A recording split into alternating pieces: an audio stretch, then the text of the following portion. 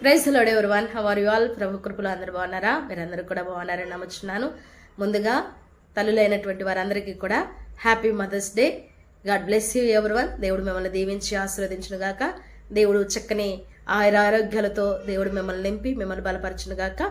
అమ్మ అనే పదానికి అర్థము ఆ అనే అక్షరం నుండి మనం చూసినట్లయితే మొదటిగా అమ్మ ఆశ్రయ ఇచ్చేదిగా ఉంటుంది, ఆశ్రయం ఇచ్చేదిగా ఉంటుంది.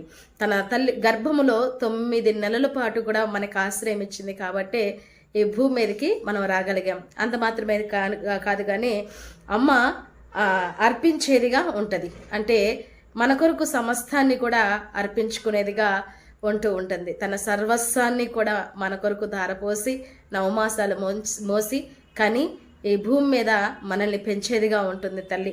అంత మాత్రమే కాదు కానీ అమ్మ ఆదరించేదిగా ఉంటుంది. మనం ఎంత కృంగిపోయిన స్థితిలో ఉన్నప్పటికీ బిడ్డలు ఆ తల్లి బిడ్డల్ని ఎంతగానో హక్కును చేర్చుకొని ఆదరించేదిగా ఉంటుంది అమ్మ.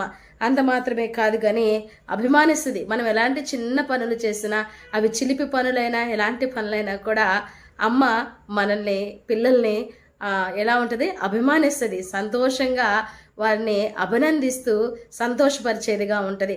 అంత మాత్రమే కాదు కానీ అమ్మ అంటే ఆలన పాలన చేస్తుందండి.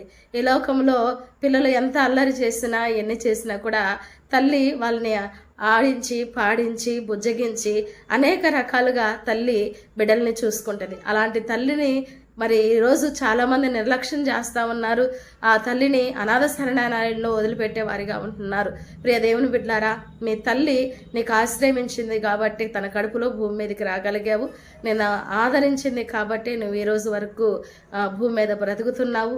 నిన్ను ప్రతి పనిలో కూడా తిట్టకుండా కొట్టకుండా అభిమానిస్తూ నిన్ను మంచి స్థానానికి తీసుకువెళ్ళాలని అన్ని విషయాల్లో నిన్ను ప్రోత్సహించేదిగా ఉంటుంది. కాబట్టి తల్లిని ఎప్పుడూ కూడా విస్మరించవద్దు, తల్లిని ఎప్పుడు కూడా దూషించద్దు, తల్లిని ఎప్పుడు కూడా నిర్లక్ష్యపరచద్దు.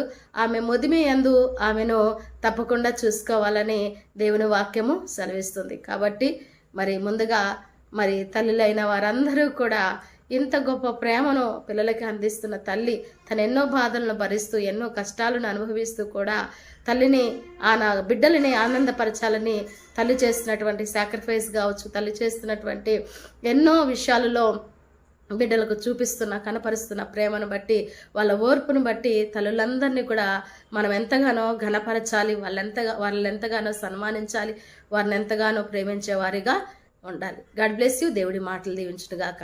ఆమేన్. Praise the lord.